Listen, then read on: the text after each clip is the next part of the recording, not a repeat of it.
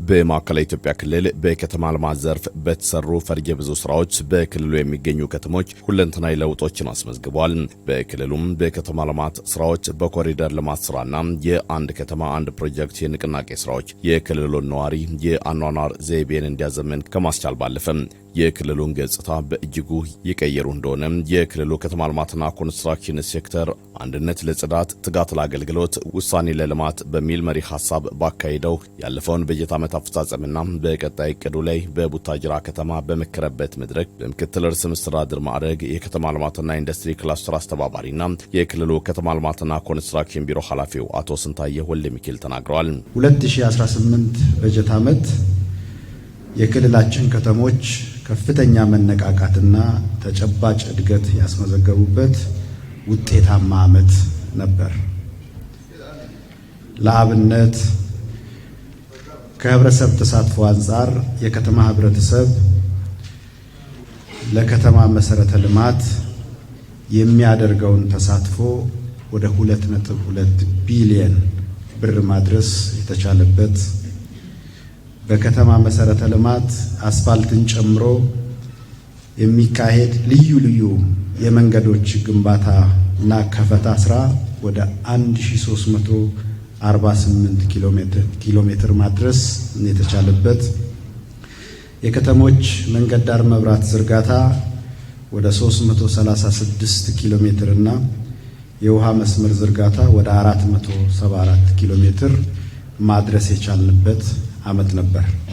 በክልሉ በሚገኙ በሰባቱ የክላስተር ከተሞች የተገነቡ የኮሪደር ልማት ስራዎች ከተሞች ለሰውና ለተሽከርካሪ እንዲሁም ለስራና ለኑሮ ምቹ እንዲሆኑ ውጤታማ ስራ ስለመስራቱ አንስተዋል። በሁለተኛው ዙር በአንድ ከተማ አንድ ፕሮጀክትም 71 ሰው ተኮር ፕሮጀክቶች ተጠናቀው ለአገልግሎት መብቃታቸውን አስረድተዋል። በ10 ከተሞች የሶስት ማዘጋጃ ቤት አገልግሎቶችን ዲጂታላይዝ ማድረግ የቻልንበት ከ125 በላይ የተለያዩ ፕላኖችን በማዘጋጀት መሬትን በሕግ ለመምራት ከፍተኛ ጥረት የተደረገበትና የፕላን ሽፋንም እድገት የታየበት ዓመት ነበር። በተለያዩ የቤት አማራጮች ከ19000 በላይ የሚሆኑ ቤቶች ተገንብተው ወደ አገልግሎት የገቡ ሲሆን በኮንስትራክሽን ዘርፉም በታቀደ ጊዜና ገንዘብ ፕሮጀክቶችን የማጠናቀቅ አቅማችን የተሻሻለበት እንዲሁም በፕሮጀክት ማኔጅመንት ላይ አዳጊ ለውጥ ያስመዘገብንበት ዓመት ነበር። በ2019 በጀት ዓመት ከተሞችን የማዘመን በአገልግሎት አሰጣጥ የተሻለና የዘመነ አገልግሎት ለማህበረሰቡ ለመስጠት እንደሚሰራ ገልጸው በተለይ ህገወጥ አሰራርንና የመሬት ሀብትን በእውቀትና በፍትሃዊነት ለማስተዳደር ይሰራልም ያሉት የገቢ አቅምን ለመጨመር የተሟላ የካዳስተር ስርዓት ትግበራ ለማድረግ በልዩ ኢኒሼቲቭ ደረጃ ተቀርጾ ተግባራዊ ማድረጉ ተጠናክሮ የሚቀጥል ይሆናል።